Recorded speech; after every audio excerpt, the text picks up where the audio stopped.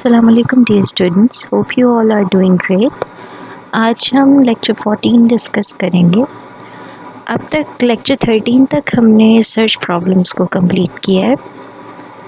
अब कुछ ऐसी प्रॉब्लम्स होती हैं जो कि सर्चिंग एल्गोरिथम से सॉल्व नहीं हो सकती, जिसके अंदर हम पाथ प्लानिंग नहीं कर सकते, जिसके अंदर हम स्पैनिंग ट्रीज नहीं बना सकते, जो कि नोट्स और ग्राफ्स की इंफॉर्मेशन से सॉल्व नहीं की जा सकती, जिसके अंदर से final state of the problem is important. For example हमने 8 क्वींस प्रॉब्लम की थी, उसके अंदर हमारे पास किस तरह वो क्वींस उस फॉर्मेशन में आई, कौन कौन से स्टेप्स लिए गए उस फॉर्मेशन में लाने के लिए, वो इम्पॉर्टेंट नहीं था। हमारे लिए इम्पॉर्टेंट सिर्फ और सिर्फ ये था कि हमारे पास फाइनल आउटकम क्या आ रहा है। फाइनल आउटकम अगर हमारी रिक्वायरमेंट या रूल्स के मुताबिक है, गेम के रूल्स के मुताबिक है, तो हम कहते थे कि it is acceptable, it is well and good.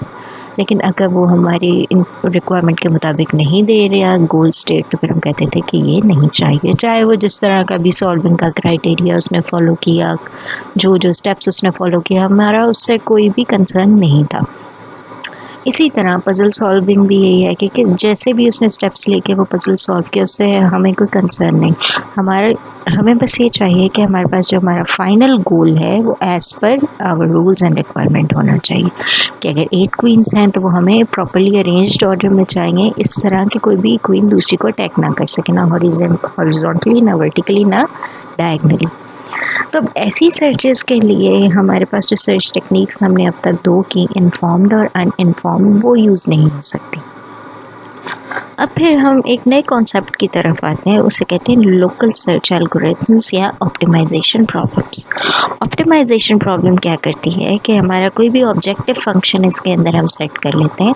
Objective function is the measure of goodness, वो क्राइटेरिया है जो हमें बताता है कि हम अपने गोल से कितने करीब हैं, हम कितना बेहतर परफॉर्म कर रहे हैं, हमारा परफॉर्मेंस मेजर होता है। हमें अगर एक्यूरेसी अच्छी मिल रही है तो हम ज़्यादा से ज़्यादा उसकी तरफ जाएंगे, अगर एक्यूरेसी हमारी गिर रही होती है तो हम वो पाथ पे चूज़ नहीं करते। तो इसी तरह हमारा ऑप्टिमाइजेशन प्रॉब्लम का काम ये होता है कि इट हैज़ टू मैक्सिमाइज और minimize the objective function given the criteria. चलिए अब इसे डिस्कस करते हैं, ये क्या है। This is today's agenda. आज हम डिस्कस करेंगे लोकल सर्च एल्गोरिथम्स, फिर देखेंगे डेफिनेशन ऑप्टिमाइजेशन प्रॉब्लम्स की, फिर ऑब्जेक्टिव फंक्शंस की, फिर स्टेट स्पेस लैंडस्केप क्या है, मिनिमा मैक्सिमा क्या है, फिर हम इसके 2 सर्च एल्गोरिथम्स डिस्कस करेंगे। लोकल सर्च के एक हिल क्लाइंबिंग है और दूसरा सिमुलेटेड एनीलिंग है। These are really very important. So basically ये मिनिमा एंड मैक्सिमा तक up to this lecture covers the basics related to the local search problems, and these 2 are the algorithms.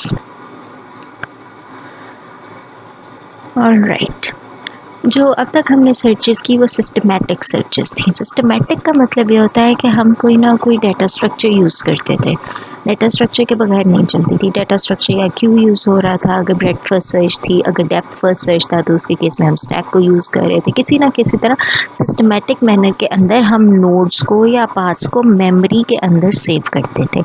एक तो ये चीज़ है जो किसी सर्च को सिस्टमैटिक बनाती है, और दूसरा हमने ये देखा डेप्थ फर्स्ट सर्च के केस में कि बैक ट्रैकिंग पॉसिबल थी। फिर हमने ये देखा बेस्ट फर्स्ट सर्च जो इन्फॉर्म सर्च एल्गोरिथम है उसके अंदर बैक ट्रैकिंग पॉसिबल थी, यूनिफॉर्म कॉस्ट सर्च के अंदर बैक ट्रैकिंग पॉसिबल थी। तो ये सारे एल्गोरिथम्स बैक ट्रैक भी कर सकते हैं कि अगर आपने एक गलत स्टेप ले लिया या आपको लगा कि आप गोल के करीब नहीं जा रहे, तो बैक ट्रैक करके कोई शॉर्टेस्ट पाथ चूज़ कर लेते थे। यही लेक्चर 13 के अंदर भी, A* सर्च के अंदर भी यही हमने देखा। लेकिन यहाँ पे लोकल सर्च एल्गोरिथम्स के अंदर there is no back tracking, there is no keeping paths in memories. हमारे पास ऐसी कोई सिस्टमेटिक अप्रोच नहीं है। हमारे पास बस एक एल्गोरिथम है, हमने उसे सॉल्व करना है। Either we will perform well और वी विल नॉट। अब जो ये परफॉर्मेंस की वेलनेस है कि हम कितना अच्छा परफॉर्म करें, परफॉर्मेंस की गुडनेस है, ये हम ऑब्जेक्टिव फंक्शन के थ्रू मेजर करते हैं। हम एक क्राइटेरिया सेट कर लेते हैं, अगर हमारा ऑब्जेक्टिव फंक्शन इंक्रीज़ कर रहा हो तो हम उस साइड पे चलना शुरू कर देते हैं, अगर ऑब्जेक्टिव फंक्शन डिक्रीज़ कर रहा हो तो फिर हम वो पाथ चूज़ नहीं करते। यहाँ पे सोल्यूशन पाथ टू गोल हुआ करता था। अब ऐसी सिचुएशन में जहाँ पे path to goal is irrelevant, जैसे कि पहले भी डिस्कस किया, हमें से फाइनल स्टेट से कंसर्न होता है। फॉर एग्जांपल जिस तरह 8 क्वींस प्रॉब्लम था, हमें बस फाइनल स्टेट चाहिए थी, किस तरीके से पहुंचे, कौन सा पाथ लिया, उससे हमारा कोई कंसर्न कोई नहीं। फिर इंटीग्रेटेड सर्किट डिज़ाइन है, हमने सिर्फ सर्किट को डिज़ाइन करना है। एक रोबोट है, आपने उससे कहना है कि तुम्हें सिर्फ सर्किट डिज़ाइन करना है। अब वो किस तरह पहुंचा है, कौन कौन से पाथ्स उससे लिए, उससे लेना देना कोई नहीं। हमें फाइनल आउटकम, जो फाइनल प्रोडक्ट है, हमें उससे कंसर्न है। नेटवर्क ऑप्टिमाइजेशन ये भी इसी के अंदर फॉल करता है। If path to goal does not matter, अब यहाँ पे path to goal is not mattering at all, तो फिर क्या होगा? We might consider different class of algorithms. फिर हमें डिफरेंट क्लास ऑफ एल्गोरिथम्स चाहिए, और इन एल्गोरिथम्स को हम कहते हैं लोकल सर्च एल्गोरिथम्स। अब हम पाथ्स को नहीं देखेंगे। Local search algorithms do not worry about paths at all. Alright, now let's discuss what local search algorithms are. They operate using single current node. हमारे पास बस इनिशियल नोड होता है, हमने उसे देखना होता है और उसके इमीडिएट नेबर्स को देखते हैं कि उसका राइट नेबर कौन सा है, लेफ्ट नेबर कौन सा है, उसका फ्रंट नेबर कौन सा है, बैकवर्ड नेबर कौन सा है। इस प्रॉब्लम को आप ऐसे समझें कि आपके पास एक आपका कमांडो है, वो आपने डेजर्ट के अंदर छोड़ दिया। आपने उससे कहा है कि तुमने ये डेजर्ट का एरिया सारा जो है वो चेक करके अपने गोल स्टेट, फॉर एग्जांपल आपने उसे चोलिस्तान में छोड़ दिया और आपने उसे कहा तुम्हें हिमायर खान पहुंचना है। उसके पास कोई मैप नहीं है, उसके पास कोई ह्यूरिस्टिक्स नहीं है, उसके पास उसका ऑब्जेक्टिव फंक्शन पता है। ऑब्जेक्टिव फंक्शन में भी कि अगर आबादी आने लग जाए तो उस तरह मूव करेगा। तो इस तरह की कुछ चीज़ें होती हैं जिन्हें देख के एल्गोरिथम चलते हैं। यहाँ सर्च स्ट्रेटजीज काम नहीं करती। फॉर एग्ज़ाम्पल आपने किसी को एक माउंटेनियर है, उसे कह दिया कि आपने जाके K2 को सर्च करना, और उसके पास कोई मैप नहीं देना आपने, और वो बस अपने इमीडिएट राइट लेफ्ट नेबर्स को देखेगा, जो जगह उसे ऊंची लगती जाएगी उस तरफ को मूव करता जाएगा। उसका ऑब्जेक्टिव फंक्शन क्या है? To reach the highest point. तो उसे जो भी हाईएस्ट पॉइंट मिलेगा वहाँ खड़ा होकर कह देगा कि ये K2 है। वो ज़्यादा दूर तक नहीं देख सकता, वो सिर्फ अपने इमीडिएट नेबर्स को देखेगा। इसलिए it starts from single current node, generally moves only to the neighbours of that node. इसका सिंपलेस्ट एल्गोरिथम लोकल सर्च का होता है कि अपने सिर्फ इमीडिएट नेबर्स को देखना है। फिर आगे जैसे जैसे हम पढ़ेंगे हम देखेंगे कि इसकी कोई इम्प्रूव फॉर्म्स भी हैं कि इमीडिएट की बजाय आप रेंडमाइज्ड कर लें नेबर्स को, आप थोड़ा दूर देखना शुरू कर दें। कुछ इसके ड्रॉबैक्स हैं जिसकी वजह से ऐसा किया जाता है। Paths followed by search are not retained. Of course systematic नहीं है, इसलिए मेमोरी के अंदर जो भी पाथ्स जिन नोड्स पे पहले गया उन्हें नहीं रखता। अब इसके डिसएडवांटेजेस और एडवांटेजेस को डिस्कस कर लेते हैं। सिस्टमेटिक नहीं है, यही बेसिक डिफरेंस है इसका और इन्फॉर्म्ड और अनइन्फॉर्म्ड सर्च एल्गोरिथम्स का, कि local search algorithms are not systematic. Not systematic का मतलब ये है कि ये डाटा रिटेन नहीं करते, ये बैक ट्रैक नहीं करते। मेमोरी में पाथ्स को नहीं रखेंगे और बैक ट्रैक नहीं करेंगे। मेमोरी में पाथ्स नहीं रखते, कोई डाटा स्ट्रक्चर यूज़ नहीं करते। इसके एडवांटेजेस, ऑफ कोर्स जब कोई सिस्टमेटिक परफॉर्मेंस है ही नहीं तो बहुत कम मेमोरी यूज़ करेंगे, कांस्टेंट अमाउंट, क्योंकि 2 नेबर्स अगर सेव कराने तो मेमोरी हमेशा 2 के लिए यूटिलाइज होगी, उससे ज़्यादा नहीं होगी। अच्छा, अब ये कॉन्टीन्यूस सर्च स्पेसेस, एक ये भी डिफरेंस है कि वहाँ पे जहाँ पे हम कहते थे कि अगर इन्फिनिट आ गई डेप्थ तो फिर क्या करेंगे। जिस तरह आप डेजर्ट है, इन्फिनिट है, आपको नहीं पता कहाँ एंड हो रहा है कहाँ नहीं हो रहा। इसी तरह वही हिल क्लाइंबिंग जो है, ये आपने पहाड़ के ऊपर चढ़ना है, वो भी कॉन्टीन्यूस वैल्यूज है, आपको नहीं पता कि कब एंड हो रहा है, डिस्क्रीट नहीं है। तो ऐसी सिचुएशन में जहाँ प्रॉब्लम कॉन्टीन्यूस होती है वहाँ पे इन्फॉर्म्ड और अनइन्फॉर्म्ड सर्चेस फेल हो जाते हैं, क्योंकि इन्फिनिट ब्रांचिंग फैक्टर हो जाएगा तो BFS फेल है, इन्फिनिट डेप्थ हो जाएगी तो वहाँ डेप्थ फर्स्ट सर्च फेल है। तो इन्फिनिट एरिया के अंदर या कॉन्टीन्यूस एरिया के अंदर, जैसा टाइम है, टाइम एक कॉन्टीन्यूस एंटिटी है, उसके अंदर हम नहीं लगा सकते इन्फॉर्म्ड या अनइन्फॉर्म्ड सर्च एल्गोरिथम्स। उसके अंदर लोकल सर्च एल्गोरिथम से काम करते हैं। एक ये डिफरेंस है, एक तो ये सिस्टमेटिक नहीं होते, दूसरा ये कॉन्टीन्यूस स्पेस के अंदर काम करते हैं। They are useful for solving optimization problem. अब ऑप्टिमाइजेशन प्रॉब्लम का काम ये है कि given the problem you have to find the best possible solution based on the objective function या objective criteria. Objective criteria is the goodness measure, कि आपका काम कितना बेहतर हो रहा है, कितना अच्छा हो रहा है। तो objective criteria is the performance measure. The aim of local search algorithms is to find best state according to an objective function. For example, अगर जिस तरह आप एग्ज़ाम में अपीयर होते हैं, आप फॉर एग्ज़ाम्पल चलें, एग्ज़ाम तो बहुत बाद में आता है, कोई क्विज़ वगैरह होता है, कोई असाइनमेंट होती है, तो वहाँ से आप चेक करते हैं कि आपके टीचर का मार्किंग का क्राइटेरिया क्या है. फिर आप उसके मुताबिक यू स्टडी हार्ड और लेस, इट डिपेंड्स. आप कहते नहीं मुझे मेहनत की ज़्यादा ज़रूरत है, तो आपको ये क्या चीज़ बताती है कि आप ज़्यादा के लिए स्ट्राइव करें. ये वो टीचर का मार्किंग क्राइटेरिया है. मार्किंग क्राइटेरिया यहाँ पे ऑब्जेक्टिव फंक्शन है जो आपको एक बताता है यू मस्ट स्ट्राइव हार्ड. ठीक, या अगर आप ठीक जा रहे हैं तो फिर आप जो काम करें आप उसी तरह चलते रहते हैं. तो इस तरह एक परफॉर्मेंस में यह होता है जो इस एल्गोरिथम को बताता है either you are going good और यू नीड्स इम्प्रूवमेंट. अगर इम्प्रूवमेंट चाहिए होती है then it strives for betterment. अगर इम्प्रूवमेंट नहीं चाहिए होती है then it keeps on going the way it is.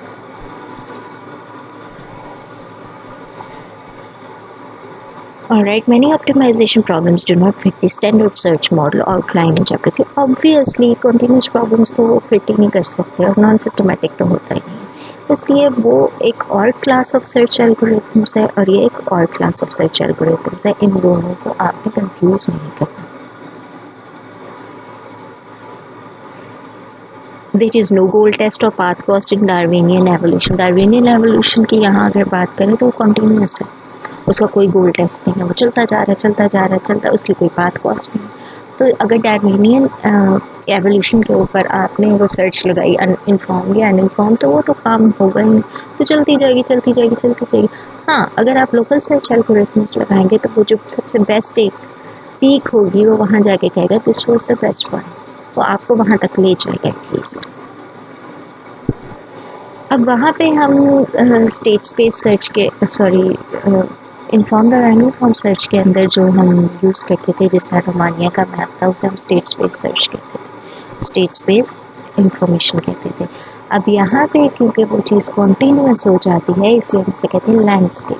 Landscape एक बड़ी टर्म है जो कि एक चीज़ की कॉन्टीन्यूटी को शो करता है. वही यहाँ पे स्टेट स्पेस लैंडस्केप बन जाती है. इन्फॉर्म्ड और अनइन्फॉर्म्ड सर्चेस के अंदर जो पहले हमने पढ़ी चैप्टर 3 के अंदर स्टेट स्पेस था वो डिस्क्रीट था, लेकिन यहाँ पे स्टेट स्पेस लैंडस्केप है और वो कॉन्टीन्यूस है. Let's discuss what optimization problems are.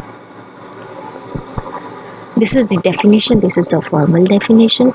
Optimization problem is a computational problem. Computational problem का मतलब है you can calculate.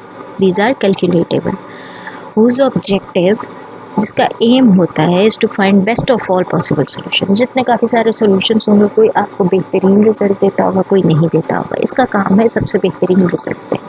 अभी बेहतरीन कौन सी चीज़ गाइड करेगी, अभी बेहतरीन क्या चीज़ आपको बताएगी, वो है ऑब्जेक्टिव फंक्शन. ऑब्जेक्टिव फंक्शन के बगैर ऑप्टिमाइजेशन प्रॉब्लम काम नहीं कर सकते. आपको पहले से सेट करना पड़ेगा कि आप 95% एक्यूरेसी पे खुश हैं या आप 80% भी एक्सेप्ट कर लेंगे. तो जब तक 95 नहीं आ जाती optimization problems keep on striving for best. 92 आई वो कहता मैं बेहतरीन की तरफ जा रहा हूँ, चलो इस तरफ थोड़ा और एक्सप्लोर करता हूँ, मैं सही रास्ते पर हूँ, उसी तरफ चलना शुरू कर देगा. 93 हुई, 94 हुई और फाइनली 95 तक पहुँच जाएगा. फिर आप कहेंगे नहीं अब ऑब्जेक्टिव फंक्शन हमने रीच कर लिया, जितना चाहिए था यहाँ पे सर्च को स्टॉप कर देते हैं. लेकिन अगर फॉर एग्जांपल 92 पे था और वो उस तरफ आगे चला तो वो उसकी गिर गई, ऑब्जेक्टिव फंक्शन उसका गिर गया और रिज़ल्ट आपके पास 91% आ गया, फिर वो कोई और सिलेक्ट करेगा नेबर मूव करने के लिए. Aim is to find the best state according to an objective function. Again, optimization problems work using the objective function. अब best solution क्या है वो हमें objective function में बताना है, इसके बगैर काम नहीं. Objective function क्या है? It's simple as that, goodness of fit या measure of goodness. कि कितना बेहतरीन, measure of goodness ही आप इसे समझिए कि कितना बेहतरीन हम परफॉर्म कर रहे हैं. जिस तरह आपका मेजर ऑफ गुडनेस मार्क्स देना होता है मेरा, मैं फॉर एग्जांपल अगर किसी को क्विज़ में से 10 में से 2 नंबर देती हूँ तो उसका मेजर ऑफ गुडनेस बहुत गिर गया, एटलीस्ट उसे 7 या 8 तो लेने चाहिए थे. तो फिर ही और शी विल स्ट्राइव हार्डर. अब ऑब्जेक्टिव फंक्शन निकालने के लिए हमें ऑप्टिमल पैरामीटर्स निकालने पड़ते हैं। पैरामीटर्स होते हैं प्रॉपर्टीज़ को कहते हैं। ऑप्टिमल मतलब गुड, दैट मैक्सिमाइजेज गुडनेस मेजर और मिनिमाइजेज बैडनेस मेजर। ठीक, अब जिस तरह आपने अगर एक क्विज़ फेल कर दिया तो आप देखेंगे कि कौन कौन सी वजह से क्विज़ फेल हुआ। पढ़ा नहीं था, मैडम का समझ नहीं आया, क्विज़ मुश्किल था, ठीक, या उस टाइम कोई और आपके पास टाइम शॉर्ट था। इस तरह के सारे पैरामीटर्स, सारी प्रॉपर्टीज़ आप स्टडी करोगे। फिर नेक्स्ट टाइम इन पैरामीटर्स को या इन प्रॉपर्टीज़ को जहन में रखते हुए आप क्विज़ अटैम्प्ट करोगे, उसके लिए तैयार हो के आओगे, तो फिर आपका क्विज़ बेहतर हो जाएगा। इस तरह के पैरामीटर्स हर चीज़ के बारे में लर्न किए जाते हैं और उसकी बेस पे फिर ऑब्जेक्टिव फंक्शन को बेहतर बनाया जाता है। अब ऑप्टिमाइजेशन टेक्निक्स ये हैं। आज के लेक्चर में हम ये कंप्लीट करेंगे। ये हम ह्यूरिस्टिक सर्च, हिल क्लाइंबिंग इसके अंदर हम देखेंगे और सिम्युलेटेड एनीलिंग देखेंगे। ह्यूरिस्टिक सर्च एक हमने इनफॉर्म सर्च एल्गोरिथम्स में भी की थी, वो इससे थोड़ी डिफरेंट है। ये कॉन्टिन्यूस स्टेट स्पेस में लग रही है, वो दूसरे में लग रही थी, डिस्क्रीट में। ये इनफाइनाइट स्टेट स्पेस लैंडस्केप के अंदर चल रही है, वो फाइनाइट नोड्स के ऊपर चल रही थी। वो सिस्टमैटिक थी, ये नॉन सिस्टमैटिक है। So there is a difference. अब ऑब्जेक्टिव फंक्शन क्या है, इसके बारे में देख लेते हैं। Objective function is a function that you want to minimize और मैक्सिमाइज इन योर प्रॉब्लम। अच्छा, अब ये दोनों तरफ चल सकता है। ऑब्जेक्टिव फंक्शन बाज़ औक़ात आप मिनिमाइज भी करना चाहते हैं। फॉर एग्जांपल कॉस्ट अगर आप किसी चीज़ की देखेंगे तो उस केस में आप मिनिमाइज करना चाहेंगे, लेकिन मैक्सिमाइज आप उस केस में करेंगे। फॉर एग्जांपल एक्यूरेसी, कि ऑब्जेक्ट रिकग्निशन कितना एक्यूरेट है, तो इस केस में आप ऑब्जेक्टिव फंक्शन को मैक्सिमाइज करना चाहेंगे। तो it goes both ways. Objective function को हम एफ ऑफ एक्स से डिनोट करते हैं। लोकल सर्च प्रॉब्लम्स के अंदर फंक्शन ऑफ एक्स कहते हैं इसे, जहाँ पे एक्स कॉन्टीन्यूस या डिस्क्रीट वैल्यूज़, यहाँ पे यूजुअली हम कॉन्टीन्यूस पे ही बात करते हैं, उनकी कलेक्शन है, उनका वेक्टर है, और एफ उसका फंक्शन ओवरऑल को कहते हैं। The objective in your problem is to minimize or maximize the corresponding function. ये बेसिकली ये चीज़ डिफाइन करती है। ठीक, प्रॉब्लम होती है optimization problem, that we have to strive for the best possible solution based on some objective function और goal function that leads us closer to the goal by taking one step at a time. जो हर step आप लें वो आपको गोल के करीब लेता जाए। ऑब्जेक्टिव फंक्शन के एग्जांपल्स देख लें। अब अगर कॉस्ट हमारी होगी, फॉर एग्जांपल रहीमिया खान से लाहौर जाने की अगर हम कॉस्ट को देखें तो उसे हम मिनिमाइज़ करना चाहेंगे, तो यहाँ पे हमारा ऑब्जेक्टिव फंक्शन मिनिमाइज़ की तरफ हो गया। अगर हम कोई लॉस फंक्शन बनाया है, कोई डिफरेंस आ रहा है हमारे क्लासीफायर के अंदर, तो वो भी ऑब्जेक्टिव फंक्शन है, उसे भी हम मिनिमाइज़ करना चाहेंगे। कोई फ़र्क आ रहा है अगर, तो ठीक। इसके अलावा हम एक्यूरेसी को मैक्सिमाइज़ करना चाहते हैं। अब ये स्टेट स्पेस लैंडस्केप है। इस तरह की स्टेट स्पेसेस के अंदर हम लोकल सर्चेस को एम्प्लॉय करते हैं। यहाँ पे वाई एक्सिस के ऊपर हमारा ऑब्जेक्टिव फंक्शन होता है। यहाँ पे फ़िलहाल इस प्रॉब्लम के अंदर हमें पता चल रहा है कि हमने ऑब्जेक्टिव फंक्शन को मैक्सिमाइज़ करना है, क्योंकि ऊपर की तरफ जा रहा है। अगर ये नीचे की तरफ होता, माइनस की वैल्यू में होता, तो फिर वो मिनिमाइज़ करने की प्रॉब्लम होती। यहाँ पे ऑब्जेक्टिव फंक्शन मैक्सिमाइज़ की तरफ करना है, और ये हमारे पास एक लैंडस्केप बना हुआ है। आप इसे ऐसे समझे, आपने हिल को क्लाइंब करना है। ये करंट स्टेट है, यहाँ पे आपका एजेंट है, आपने कमांडो भेजा और आपने कहा कमांडो को कि जो भी तुम्हारे इस एरिया के अंदर सबसे ऊंची पीक है तुम्हें वहाँ पे पहुँचना है। उस कमांडो के पास कोई मैप नहीं है, उसके पास सिर्फ इन्फॉर्मेशन किसकी है, अपने इमीडिएट नेबर्स की। कोई भी उसके जो आसपास का एरिया है सिर्फ उसकी इन्फॉर्मेशन, उसके पास ये इन्फॉर्मेशन भी नहीं है, उसके पास ये इन्फॉर्मेशन भी नहीं। फॉर एग्जांपल आप किसी फॉरेस्ट में हैं और आपको मेन रोड तक आना, आपके पास किसी चीज़ की इन्फॉर्मेशन नहीं है, आप बस चलेंगे सूरज की तरफ चलना शुरू कर देंगे, या कोई और इन्फॉर्मेशन होगी कि जहाँ से आवाज़ें आ रही है उस तरफ चलना शुरू कर देंगे। जहाँ आपको लग रहा है फॉरेस्ट डीप है आप उस तरफ नहीं जाएंगे। इस तरह कोई अंदाजे से कोई चलना आगे, ये इसके अंदर होता है सिंपलेस्ट लोकल सर्च के अंदर। अच्छा, अब यहाँ पे कुछ इन्फॉर्मेशन है, ये स्टेट स्पेस है और आप ये देखें कॉन्टीन्यूस लाइन है। This is continuous, this is not discrete. यहाँ पे आप हर एक जगह पे स्टेप करके ऊपर जाएंगे या नीचे की तरफ जाएंगे। अच्छा, अब ऐसी स्पेस जो होती है इसे हम शोल्डर कहते हैं टर्मिनोलॉजी के अंदर, और जो सबसे ऊंची पीक होती है स्टेट स्पेस के अंदर, जो कि ये है, पीक्स तो ये भी है, ये भी पीक है, ये भी पीक है, ये भी पीक है, ये भी पीक है, लेकिन जो सबसे ऊंची पीक होगी स्टेट स्पेस के अंदर उसे हम कहते हैं global maximum. Global mean overall universal, तो ग्लोबल मैक्सिमम ये है। तो आइडियली हमारी सर्च का काम क्या है कि अगर हम यहाँ पे हैं तो हमें यहाँ से लेके ग्लोबल मैक्सिमम पे ले आए। अब ग्लोबल मैक्सिमम की प्रॉपर्टी ये है कि यहाँ पे ऑब्जेक्टिव फंक्शन हाईएस्ट होता है। पीक ए भी थी लेकिन यहाँ पे ऑब्जेक्टिव फंक्शन हाईएस्ट नहीं है, पीक ए भी है, यहाँ पे भी ऑब्जेक्टिव फंक्शन हाईएस्ट नहीं है।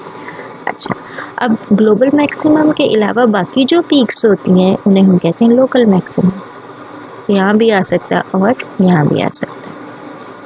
ठीक हो गया। यहाँ से हमने चलना है, हमने अपने इमीडिएट नेबर्स को देखते जाना है और हमारी कोशिश ये होगी कि हमने अपने ऑब्जेक्टिव फंक्शन को मैक्सिमाइज़ करना। अब इसके एल्गोरिथम्स हैं कि हमने इसे कैसे मैक्सिमाइज़ करना है वो हम आगे देखते हैं। स्टेट स्पेस लैंडस्केप को डिस्कस कर लें थोड़ा सा इस चीज़ को। इसे हम कहते हैं state space landscape. Landscape has location defined by the state. जिस तरह ये लोकेशन है, ये हमारी करंट स्टेट है, इसके अंदर ये होती है। Elevation defined by value of heuristic cost function और ऑब्जेक्टिव, इसके अंदर एलिवेशन होती हैं। ये एलिवेशन है, ये एलिवेशन है, ये एलिवेशन है, और हम उसे ग्लोबल मैक्सिमम कहते हैं जिस पे ऑब्जेक्टिव फंक्शन सबसे हाईएस्ट होता है। Thus these elevations are defined by objective function. इस सबको ऑब्जेक्टिव फंक्शन मिला हुआ है। ठीक। लोकल सर्च एल्गोरिथम्स का काम क्या है कि इन लैंडस्केप्स को एक्सप्लोर करें और ग्लोबल मैक्सिमा या ग्लोबल मिनिमा तक पहुँचे in case the objective function is to minimize the cost. अच्छा, अब मैक्सिमा और मिनिमा की बात कर लेते हैं। ग्लोबल मिनिमा या minimum. If elevation corresponds to cost, then the aim is to find the lowest value, a global minimum. ठीक? Alright. If elevation corresponds to an objective function, then the aim is to find the highest peak, a global maximum. Global maximum तो हमने पीछे देख लिया, अब हम global minimum को भी देखते हैं। जहाँ पे maximum होगा ऑब्जेक्टिव फंक्शन, और जहाँ पे ऑब्जेक्टिव फंक्शन मिनिमम आ रहा है, जहाँ पे इसकी डेप्थ है, जहाँ पे वैली आ रही है, ये तो पीक है और एक वैली है। अब यहाँ पे देखें सबसे ज़्यादा डीप यहाँ पे जाके इसका ग्लोबल मिनिमम बनेगा। इस जगह पे कहीं इस जगह पे लाई करेगा, यहाँ पे इसका लोकल मिनिमम होगा, यहाँ पे भी लोकल मिनिमम होगा, लेकिन जो जहाँ सबसे ज़्यादा ऑब्जेक्टिव फंक्शन गिर गया उसे हम कहेंगे ग्लोबल मिनिमा। अब ये भी हम डिस्कस कर लेंगे कि एक लोकल सर्च एल्गोरिथम कंप्लीट कब होता है। A complete local search algorithms always find a goal if one exist. Goal यहाँ पे ये है कि ऑब्जेक्टिव फंक्शन को मैक्सिमाइज करना। अब कंप्लीट तब होगा कोई भी लोकल सर्च एल्गोरिथम अगर वो ग्लोबल मैक्सिमम पे पहुँच जाएगा। तो an optimal algorithm always finds a global minimum और मैक्सिमम्स का काम यही है, दोनों तकरीबन एक ही बात है। अब पहला सर्च एल्गोरिथम जो सिंपलेस्ट है लोकल सर्च एल्गोरिथम वो है hill climbing search. Hill climbing search के अंदर हमारे पास सिर्फ और सिर्फ इन्फॉर्मेशन है, इसकी जो सिंपलेस्ट फॉर्म है उसमें सिर्फ और सिर्फ हमारे पास हमारे इमीडिएट नेबर की इन्फॉर्मेशन है। जहाँ पे बंदा खड़ा है उसे सिर्फ ये पता है कि एक स्टेप इधर ले सकता हूँ, एक स्टेप इधर ले सकता हूँ, एक स्टेप इधर, एक स्टेप इधर, बाकी उसके पास कोई इन्फॉर्मेशन नहीं है। राइट। इसका काम होता है ऊपर की तरफ जाना, इंक्रीजिंग वैल्यू की तरफ मूव करना। वो हम देखते हैं भी कैसे करेगा। टर्मिनेट ये तब रुकता है जब ये पीक पे पहुंच जाता है, जिसके बाद ये आगे इंक्रीजिंग वैल्यू इससे आना बंद हो जाती है, ये वहाँ पे टर्मिनेट कर जाता है। Obviously this algorithm does not maintain search tree. अब यहाँ पे सर्च ट्रीज का तो काम ही नहीं है। The data structure for current node need only record of the state and value of the objective function. इसके अलावा कोई नहीं कहाँ खड़ा है, कहाँ से कहाँ मूव कर सकता है, नेक्स्ट कितने डिस्टेंस के बाद है, ऐसी कोई इन्फॉर्मेशन नहीं। Hill climbing does not look ahead beyond the immediate neighbors of the current state in its simplest form. ठीक, आपके सिर्फ immediate neighbors की इन्फॉर्मेशन का पता।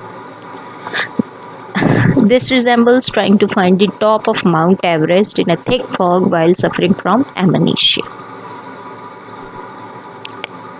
अच्छा, अब हिल क्लाइंबिंग को हम पिछली डायग्राम से ही समझते हैं, फिर हम इसके एल्गोरिथम की तरफ आते हैं। सिंपल सा, अब यहाँ पे अगर आपका ये खड़ा है, ठीक है, तो एक स्टेप ये यहाँ पे मूव कर सकता है और एक स्टेप ये यहाँ पे मूव कर सकता है। ये क्या देखेगा कि यहाँ पे इसका ऑब्जेक्टिव फंक्शन गिर रहा है, ये इसका करंट ऑब्जेक्टिव फंक्शन है, और अगर ये यहाँ मूव करता है तो यहाँ पे इसका ऑब्जेक्टिव फंक्शन पहले से कम हो गया, तो यहाँ पे इसे बड़ा ऑब्जेक्टिव फंक्शन मिल रहा है। तो इसका काम क्या है कि increasing value of objective function की तरफ मूव करना, तो ये ऊपर की तरफ मूव कर जाएगा, यहाँ पे आ जाएगा। अब जब यहाँ पे आएगा फिर ये दोनों नेबर्स को देखेगा, फिर जहाँ पे इसको इंक्रीजिंग ऑब्जेक्टिव फंक्शन मिल रहा है वहाँ पे मूव कर जाएगा, फिर फाइनली एक टाइम आ गया यहाँ पे आ जाएगा मूव करता करता। अब जब यहाँ पे आएगा तो ये देखेगा कि इसके ये इमीडिएट नेबर एक बन रहा है कि इमीडिएट नेबर इसका ये बन रहा है, यहाँ पे इसका ऑब्जेक्टिव फंक्शन कम हो रहा है, यहाँ पे भी इसका ऑब्जेक्टिव फंक्शन कम हो रहा है। ये कहेगा मैं मैक्सिमम पे पहुँच गया हूँ। हिल क्लाइंबिंग एल्गोरिथम का ये ड्रॉबैक है। इसके बाद ये यहाँ से हिलेगा ही नहीं और ये समझेगा मैं पहुँच गया हूँ जिस माउंट एवरेस्ट पे पहुँचना था, मुझे पहाड़ी पे पहुँचना था। इसे ये पता ही नहीं चलता कि एक और भी ग्लोबल मैक्सिमा कहीं पड़ा हुआ है। इसका काम है सिर्फ इमीडिएट नेबर को देखना। ये इसे देखेगा मिनिमम है, इसे देखेगा करंट से मिनिमम है, यहीं बैठा रहेगा, ठीक। तो ये इसका एक ड्रॉबैक है, ये अपने करीबी सिर्फ नेबर्स के अलावा किसी को नहीं देखता। लोकल मैक्सिमा पे आके hill climbing search in its simplest form फंस जाती होती है। अब इसका एल्गोरिथम देख लेते हैं, ठीक है। इंक्रीजिंग वैल्यू करते हैं, अपहिल मूवमेंट है, सिर्फ और सिर्फ अपहिल मूवमेंट है, डाउनहिल नहीं है, डाउनहिल को ये कंसिडर ही नहीं करता।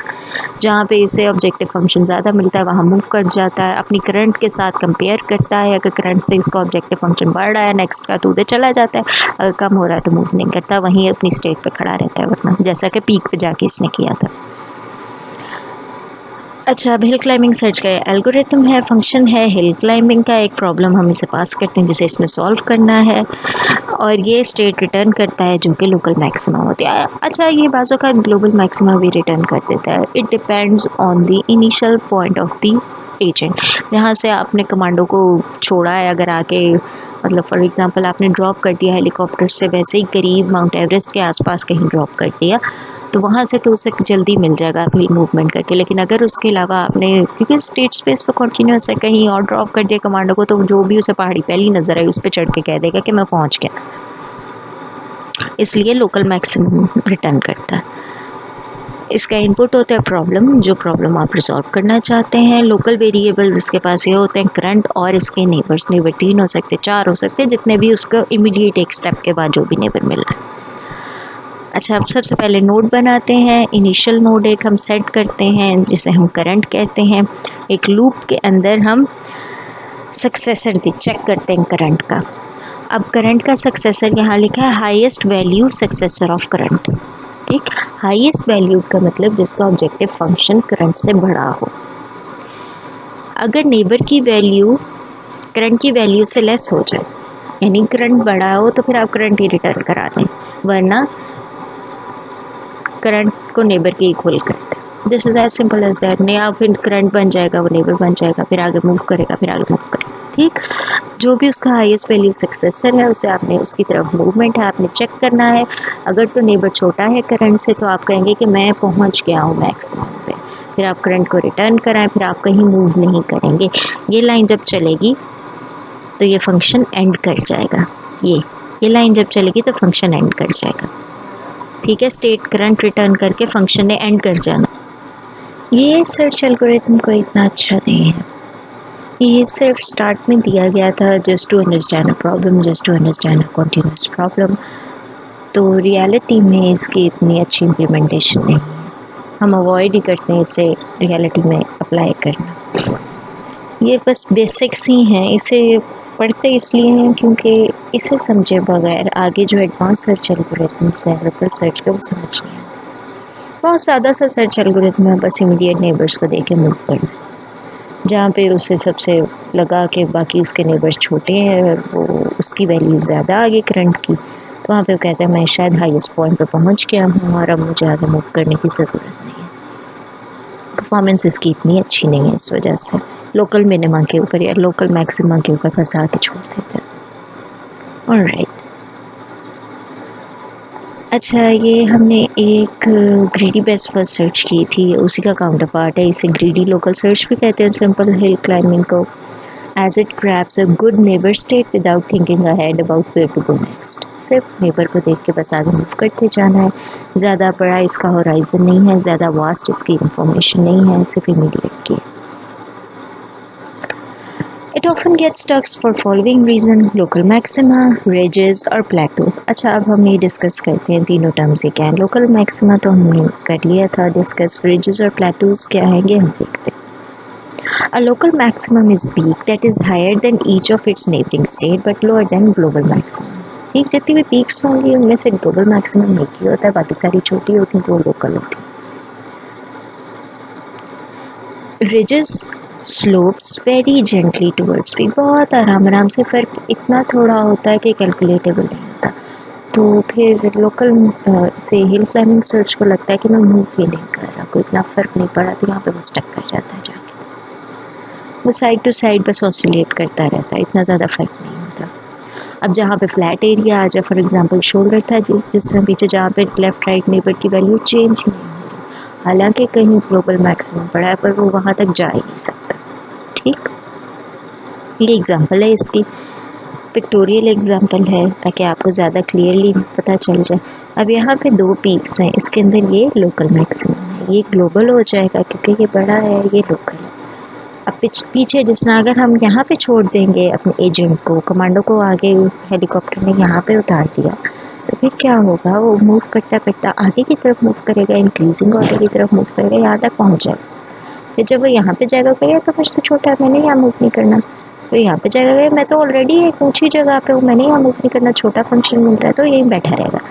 हालांकि अगर वो थोड़ा सा अपने होराइजन को वास्ट कर लेता, थोड़ी सर्च को वास्ट कर लेता, तो उसे पता चल जाता कि ये है ग्लोबल मैक्सिमम, लेकिन वो लोकल मैक्सिमम पे स्टक होकर रह जाएगा। अच्छा, लेकिन मैंने आपको ये बात भी बताई थी कि बाज़ औक़ात ग्लोबल मैक्सिमा पे भी मिल जाता है। अगर फॉर एग्जाम्पल यहाँ पे उतारा गया एजेंट को, इस जगह पे कमांडो को उतार दिया, तो वो इंक्रीजिंग फंक्शन के ऑर्डर में मूव करेगा, वो कभी पीछे नहीं आएगा, मूव करते करते करते वो ग्लोबल पर पहुँच जाएगा। अगर इससे भी कोई बड़ी पीक पड़ी होती तो वह ना पहुँच सकता, ऑब्वियसली। वो कहता है ये भी छोटा है मुझसे, उसने देखना इमीडिएट नेबर्स को है बस।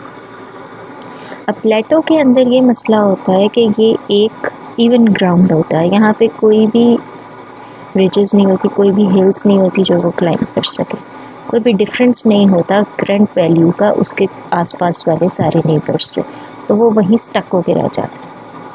वो कहता है कि मैं सही जगह पहुंच गया, वो आगे पीछे मूव ही नहीं करता, यहाँ तक या यहाँ तक वो आ ही नहीं सकता, वो यहीं बैठा रहता है। अब ब्रिज के अंदर इतनी थोड़ी कन्वर्जन होती है कि बाज़ औक़ात उसे लगता है कि कोई मूवमेंट ही नहीं है, कोई फ़र्क ही नहीं पड़, वो ऑसिलेट करता रहता है बस आगे पीछे आगे पीछे।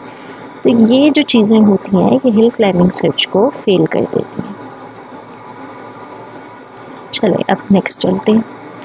अब क्योंकि हिल क्लाइंबिंग बहुत simplest form of local search है और इसके फेलियर्स बहुत ज़्यादा है, ये ग्लोबल मैक्सिमम पर पहुंच जाने की गारंटी नहीं देता, बाज़ औक़ात पहुंचता और ज़्यादातर चांसेस होते हैं कि ना भी पहुंचे। तो अब दो तरीके हैं, स्टोकेस्टिक हिल क्लाइंबिंग और फर्स्ट चॉइस हिल क्लाइंबिंग, ये इसी की फॉर्म्स हैं। Stochastic hill climbing chooses at random from among the uphill movements. The probability of selection can vary with the steepness of uphill movement, converges slowly then steep ascent and is incomplete of course. ये random movement करता है, ये कहता है कि मैंने for example यहाँ पे अगर हम देखें, वही हमारी डायग्राम, यहाँ पे अगर ये देखें, यहाँ पे है तो वो रैंडम मूवमेंट करना शुरू कर देगा। नेबर्स यहाँ पे सिर्फ इक्वली जनरेट करने के बजाय वो यहाँ पे भी जनरेट कराएगा नेबर, वो यहाँ पे भी नेबर जनरेट कराएगा। आप उसे बता देंगे कितने नंबर ऑफ एजेंट नेबर्स आपने जनरेट कराने, तो वो जगह जगह नेबर्स जनरेट करा देगा और फिर उसे देखेगा कि जहाँ पे उसे बेहतर ऑब्जेक्टिव फंक्शन मिल रहा है वहाँ पे मूव कर जाएगा। तो इस तरह अपना थोड़ा एक्सप्लोरेशन को वो एडवांस करता है थोड़ी। अब हम एक्सप्लोरेशन को खोल रहे हैं, जो पहले एक ही जगह पे कंजस्टेड थी वो अब थोड़ी खुल रही है, हम थोड़ी ज़्यादा स्टेट स्पेस को सर्च कर सकते हैं। और फर्स्ट चॉइस का मतलब ये है कि हमने अपने एजेंट को एक जगह पे उतार दिया, फिर हम उससे रैंडमली उसके नेबर्स से आगे नेबर्स जनरेट करवाते जाते हैं।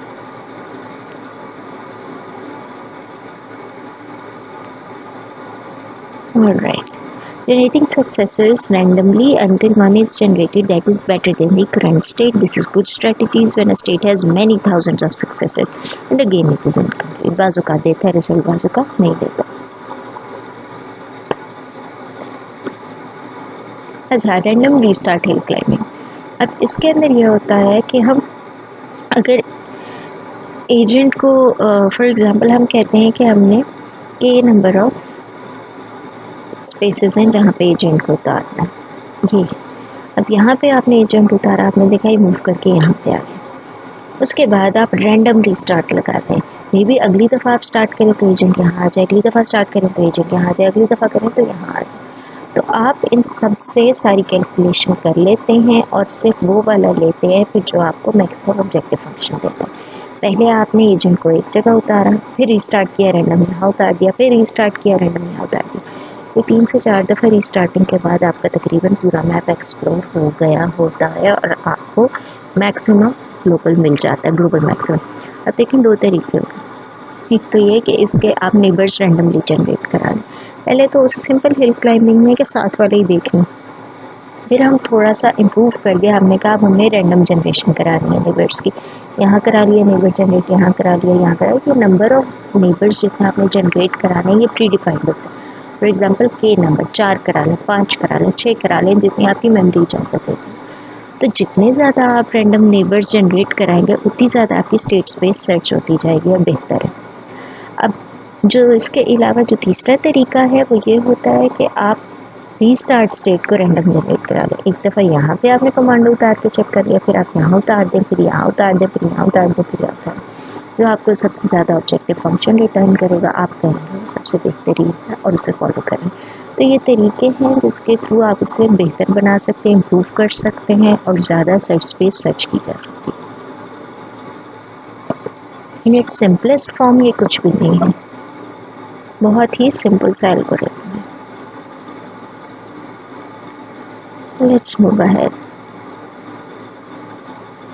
Success of hill climbing depends very much on the shape of the state space landscape. Of course, अगर shoulders आ गए, ridges आ गए तो काम खराब है। अब ऐसी state space ना shoulder ridges नहीं है, वहाँ hill space बेहतर काम करेगी। If there are few local maxima and plateaus, random hills are climbing find a good solution, very good. Of course, अगर एक ही global maxima है या एक ही global minima है तो फिर तो कोई मसला नहीं, फिर तो simple hill climbing भी काम कर जाएगी। अब नेक्स्ट है सिम्युलेटेड एनीलिंग। सिम्युलेटेड एनीलिंग एक मैकेनिकल की टर्म है। इसके अंदर पहले एक मटेरियल को हम बहुत ज़्यादा हीट देते हैं। जब हीट देते हैं तो उसका प्रोसेस जो होता है वो फास्ट होता है। ठीक, जब हीट किसी चीज़ को देते हैं तो उसका हीटिंग प्रोसेस फास्ट होता है और फिर उसे स्लोली कूल डाउन करते हैं उसकी रियल स्टेट की तरफ लाने के लिए। इस चीज़ को कहते हैं simulated annealing. Material is heated and slowly cooled into a uniform structure. जब हीट कर रहे होते हैं तो हीट करने की वजह से जो मटेरियल के एटम्स होते हैं वो फास्ट होते हैं, फिर आहिस्ता आहिस्ता कूल डाउन होते हैं। Simulated annealing mimics this process. The first simulated annealing, आगे से हम इसे ऐसे कहेंगे, ऐसे algorithm was developed in 1953 metropolis के अंदर। ठीक हो गया। Compared to hill climbing, the main difference is that ऐसे allows downward step. Hill climbing के अंदर downward step कोई नहीं था, हमेशा increasing movement थी। ये downward step भी allow करता है क्योंकि downward step के बाद uphill movement भी तो हो सकती है ना। ये चीज़ सिर्फ simulated annealing ही possible करता है, ये simple hill climbing के अंदर नहीं था। hill climbing के various आप variations भी देख लें, उनके अंदर भी नहीं था। Simulated annealing is also It also differs from hill climbing in that a move is selected at random and then decides whether to accept it. Better moves are always accepted, worse moves are not. ठीक, जिसका बेहतर वही better moves कैसे हम calculate करेंगे objective function के through. ये इसका फंक्शन है, ये इसका एल्गोरिथम है। इसके अंदर हमारे पास एक टेम्परेचर होता है। ठीक, टेम्परेचर को हम कैलकुलेट करते हैं। फॉर एग्जांपल टेम्परेचर को हम इनिशियली 1000 रखते हैं और उसे किसी एक लर्निंग फैक्टर से, जिसे हम अल्फ़ा कहते हैं, जिसे हम ए से डिनोट करते हैं, लर्निंग फैक्टर से चेंज करते हैं और उसका तरीका आगे आएगा।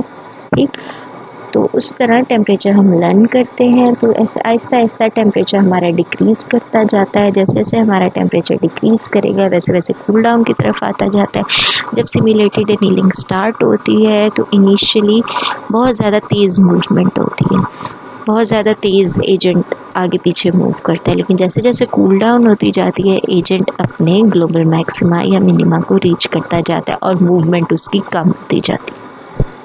पहले बहुत फास्ट होता है।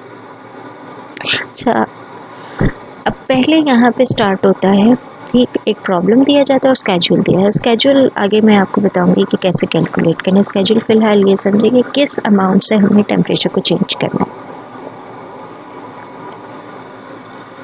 इनपुट में प्रॉब्लम होती है और स्केड्यूल होता है mapping from time to temperature. इसमें वेरिएबल्स जो लोकली यूज़ होते हैं करंट है, एक नोड जिस पे करंटली एजेंट होता है, फिर नेक्स्ट एक नोड जिस पे नेक्स्ट एजेंट ने मूव करना होता है, और टी एक टेम्परेचर कंट्रोलिंग वेरिएबल है। Obviously we have to make a node और उस नोड को हम करंट कहेंगे। ये लूप चलाने के लिए एक आइटरेटिव वेरिएबल है, इन्फिनिटी तक चलेगा। ये रुकेगा कहाँ? जहाँ पे टेम्परेचर ज़ीरो हो जाएगा। टेम्परेचर ज़ीरो होने का मतलब ये है कि हमारी मूवमेंट ख़त्म, हम पहुँच के जहाँ पे हमें पहुँचना था। टी को हम स्केड्यूल करेंगे, उसका भी एक तरीका है। अच्छा, अब पहले नेक्स्ट हम कोई भी रैंडम वेरिएबल, कोई भी रैंडम नेबर सेलेक्ट कर लेंगे, ठीक है, और कोई भी सक्सेसर रैंडमली सिलेक्ट करके उसे हम नेक्स्ट कह देंगे। Delta E is the difference of neighbour की वैल्यू और करंट की वैल्यू। अब नेबर और करंट की वैल्यू का क्या मतलब है? ऑब्जेक्टिव फंक्शन की वैल्यू में डिफरेंस। जो भी डिफरेंस है उसे हम डेल्टा ई के अंदर सेव करते हैं। ठीक, अगर डेल्टा ई ज़ीरो से ग्रेटर है तो फिर हम नेक्स्ट को करंट करें। इसका यह मतलब है कि अगर नेक्स्ट करंट से बड़ा है तो, अगर छोटा होगा तो फिर हम नहीं करते। ठीक, इसका मतलब हमने इंक्रीजिंग ऑर्डर की तरफ ही जाना है, हमने ऊपर की तरफ ही जाना, हमने नीचे की तरफ नहीं जाना। अगर ग्रेटर है ज़ीरो से तो हम चेंज कर देंगे। अगर ज़ीरो से छोटा है, अगर करंट नेक्स्ट से छोटा हो गया, अगर नेक्स्ट करंट से छोटा हो गया तो फिर, क्योंकि डाउनहिल मूवमेंट भी ये देता है, तो फिर हम चेंज करेंगे, लेकिन कुछ प्रोबेबिलिटी के साथ। प्रोबेबिलिटी हम पहले से सेट कर लेंगे कि हमने प्रोबेबिलिटी कितनी रखनी है। अगर प्रोबेबिलिटी हम कहेंगे 50% से अगर प्रोबेबिलिटी ग्रेटर आ जाए तो फिर हम कहेंगे चलें मूव कर जाए, नीचे भी मूव कर जाए, कोई बात नहीं। लेकिन अगर 50% से प्रोबेबिलिटी छोटी हो जाएगी तो हम कहेंगे नहीं, अब हम मूवमेंट पीछे बैकवर्ड नहीं करना चाहते। अब वो प्रोबेबिलिटी जो डिसाइड करेगी कि हमने इसे सिलेक्ट करना है या नहीं करना, वो हम कैलकुलेट करते हैं इस तरह से। E is exponent raise to power of delta minus E divided by T. ये डेल्टा माइनस ई ये टर्म है, इसकी माइनस वाली वैल्यू ले लेंगे और डिवाइडेड बाई टी। टी ये है जो हम निकालेंगे। ये टी का फॉर्मूला आगे आ रहा है, वो मैं आपको वहाँ से बताऊँगी। ठीक, तो अगर ये प्रोबेबिलिटी हमें ले लेता है 50% से ग्रेटर तो फिर हम नीचे भी मूव कर जाएंगे। अगर ये प्रोबेबिलिटी 50% से लेस आई तो फिर हम मूव नहीं करेंगे। ये पहले से डिसाइड करना पड़ता है कि प्रोबेबिलिटी आपने कितनी रखनी है। अब टी कौन सा चूज़ करना है, वो ट्रायल एंड एरर से होता है कि हमने टी बड़े वाला लेना है, छोटे वाला लेना है, टी की वैल्यू क्या लेनी है। और इसके अलावा प्रोबेबिलिटी हमने कौन सी रखनी है, ये भी ट्रायल एंड एरर से ही चूज़ किया जाता है।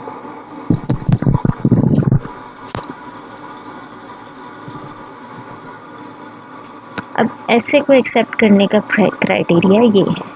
ठीक, अगर नीचे वाली मूवमेंट हमने करनी, क्योंकि डाउनवर्ड मूवमेंट को पॉसिबल करता है, this because of this. Probability को कैलकुलेट हम इस तरह करते हैं, ग्रेटर देन आर कोई थ्रेशोल्ड है जो आपने रखा है, इट कैन बी 50%, 80%, 90%, 70% व्हाटसोएवर, और ये कैलकुलेट करना है। माइनस ई वो वैल्यू है जो डिफरेंस की आएगी करंट की उसके नेबर के साथ। Alright, T is current temperature, R is random number between 0 and 1. More formally इसका मतलब ये है कि अगर बेहतर है then take it, if it's worse then take it with some probability. अगर बेहतर है तो आप आंखें बंद करके इंक्रीजिंग फंक्शन है तो मूव कर जाए, लेकिन अगर इंक्रीजिंग फंक्शन नहीं भी मिलता, अगर आपको कोई ऐसे नेबर, दोनों तरफ आपके पास ऐसे नेबर हैं जो कि आपको नीचे ही लेके जा रहे हैं, then you must take it with some probability, with some जो आपने थ्रेशोल्ड सेट किया, अगर उससे प्रोबेबिलिटी बढ़ी है तो फिर ले लें।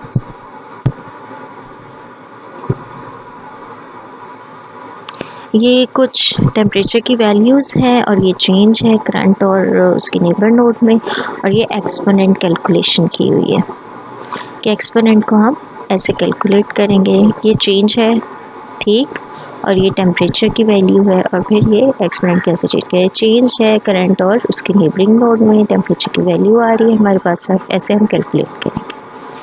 अगर तो 50% से ऐसे बड़ा है, अगर 50% से हमारी ये प्रोबेबिलिटी बड़ी आ जाएगी तो हम ऐसे को एक्सेप्ट कर लेंगे, वरना नहीं। अब फॉर एग्जांपल यहाँ पे 50% से हमारे पास ये 3 बड़ी आ रही हैं, अगर ये केस आ जाए हमारे पास तो फिर हम कहेंगे चलें डाउनवर्ड मूव कर जाते हैं। इस केस में हम नहीं करेंगे, इन तीनों केसेस, इन चारों केसेस में भी हम नहीं मूव करेंगे। The probability of accepting a worst state is function of both the temperature of the system and change in cost function। इसके लिए दोनों के लिए, इसके लिए हमें एक्सेप्ट करने के लिए या नहीं, हमें 2 चीज़ें चाहिए, टेम्परेचर या cost function. As temperature decreases probability of accepting worst moves decreases. फिर हमसे बेहतरीन मूव्स ही सिलेक्ट करते हैं जैसे जैसे टेम्परेचर कम होता जाता है, और जैसे ही टेम्परेचर 0 होगा हम सबसे बेस्ट मूव की तरफ आ जाएंगे, हम रिजल्ट की तरफ आ जाएंगे। If T is equals to 0 no worst moves are accepted, that is hill climbing only। अगर T 0 हो जाएगा तो फिर हिल क्लाइंबिंग की तरह काम होगा, हम सिर्फ ऊपर की तरफ मूव करेंगे।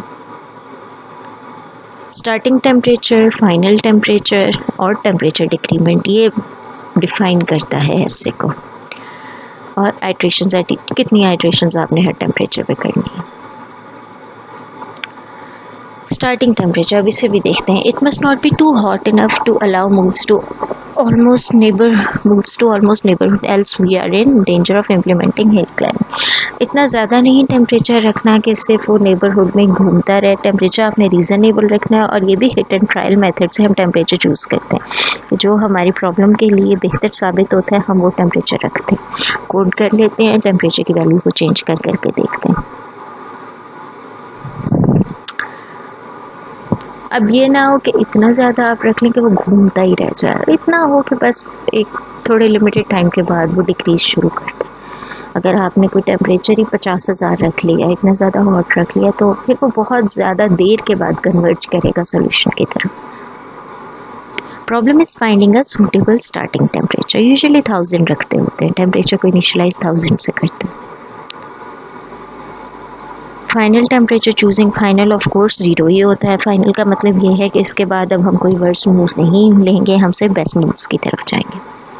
It is usual to let the temperature decrease until it reaches 0, जैसे कि हमने अपने पिछले एल्गोरिथम में भी देखा। However this can make the algorithm run for a lot longer. 0 तक आने के लिए अगर आपने टेम्परेचर पहले ही 50,000 रख लिया और 0 तक आपने उसे लेके आना है तो फिर बहुत टाइम लगेगा, बहुत ज़्यादा रन करता रहेगा, लेकिन फाइनली कन्वर्ज कर जाएगा। In practice, it is not necessary to let temperature reach 0 because chances of accepting worst move are almost the same as the temperature being equal to 0.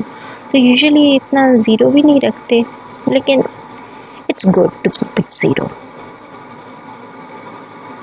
Final temperature choosing again. Therefore, stopping criteria can either be suitably low temperature when the system is frozen. अच्छा, अब यहाँ पे ये बात कर रहा है कि आप आइडियली लो रख लें, लाजमी नहीं कि हमेशा 0 रखें, या तब तक टेम्परेचर को डिक्रीज़ करें जब तक वो कोई बुरी मूव एक्सेप्ट ना करे, सिर्फ अच्छी करने लग जाए। फिर आप कहें चलें ठीक है, बस अब मैं टेम्परेचर को स्टॉप करता हूँ। टेम्परेचर भी फिर आपको इम्प्लीमेंट करना पड़ेगा उसकी स्टेट टेम्परेचर की। इस केस में डायनेमिक टेम्परेचर करना पड़ेगा, जो वक्त के साथ साथ टेम्परेचर भी चेंज होता रहे।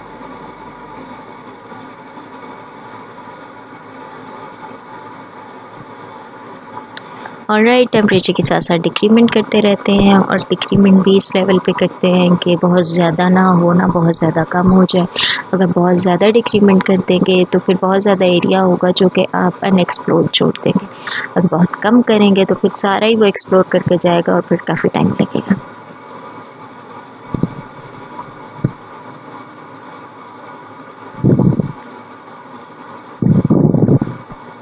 अगेन ये हिट एंड ट्रायल मेथड है, आप इसे बार बार करके चेक कर सकते हैं।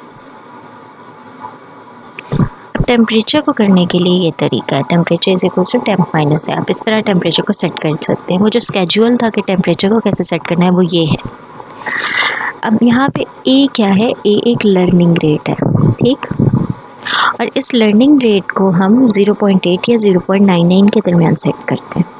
0.8 से कम कर देंगे तो बहुत कम टेम्परेचर चेंज होगा। ये लीनियर है और ये ज्योमेट्रिक टेम्परेचर डिक्रीमेंट है। अब यूजुअली हम लीनियर फॉलो करते हैं, ठीक। और ए लर्निंग रेट है, इसे हम 0.88 या 0.99 के दरमियान रखते हैं। कम कर देंगे तो बहुत स्लो कन्वर्ज करेगा, इससे बढ़ा देंगे जितना हम 0.99 की तरफ आते जाएंगे उतना ज़्यादा फास्ट चेंज होता जाएगा। यहाँ पे इस तरह टेम्परेचर चेंज होगा, टेम्परेचर नहीं आ जाएगा, इस टी से आप डिवाइड कर देंगे, उस डिफरेंस को आपके पास प्रोबेबिलिटी निकल आएगी and so on this goes on. अब यहाँ पे लर्निंग रेट सिलेक्ट करना, टेम्परेचर की फॉर एग्जांपल इनिशियल वैल्यू अगर 1000 है और इसकी आपने 0.8 रख दी तो नेक्स्ट आइट्रेशन जो होगी वो 1000 माइनस 0.8 पे टेम्परेचर सेट हो जाएगा। इस तरह करके हर दफ़ा फिर न्यू टेम्परेचर सेट होता जाएगा। Alright. The higher the value of A, the longer it will take to decrement the temperature to the stopping criterion. ठीक हो गया।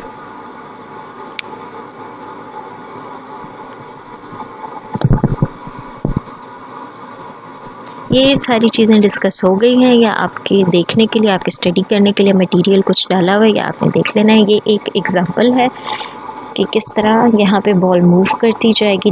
ये रेड का मतलब है हाई टेम्परेचर, येलो का मीडियम और ब्लू का मतलब है कोल्ड टेम्परेचर या फ्रोजन स्टेट, ज़ीरो की तरफ आ रहा है टेम्परेचर, डिक्रीमेंट हो गए। अब यहाँ पे ये देखें, जब टेम्परेचर हाई था तो इसकी मूवमेंट देखें, ज़्यादा तेज़ है, ज़्यादा एरिया एक्सप्लोर करता जा रहा है, बैकवर्ड मूवमेंट भी करता है। अब यहाँ पे ये देखें, इसने बैकवर्ड मूवमेंट स्टार्ट की है, ठीक है। अब लो की तरफ आता जा रहा है तो कन्वर्ज हो रहा है प्रॉब्लम की तरफ, ठीक है। यहाँ पे रुका है, वो कहता है नहीं और एक्सप्लोर करके देखता हूँ, तो ये यहाँ पे जाके रुक जाएगा। इसने ग्लोबल मिनिमा फाइंड कर लिया है, ये सिमुलेटेड एनीलिंग है। तो जितना टेम्परेचर हाई होगा, इनिशियली टेम्परेचर हाई इसीलिए रखते हैं ताकि ज़्यादा से ज़्यादा प्रॉब्लम एरिया को हम सर्च कर सकें। अगर टेम्परेचर पहले ही लो रख दे तो वो यहीं आके रुक जाएगा कहीं। ये भी आपके पढ़ने के लिए है, ये पहले सारी चीज़ें डिस्कस हो गई हैं, आप ये देख लीजिएगा, ठीक। This ends the discussion for today's lecture. अल्लाह हाफ़िज़।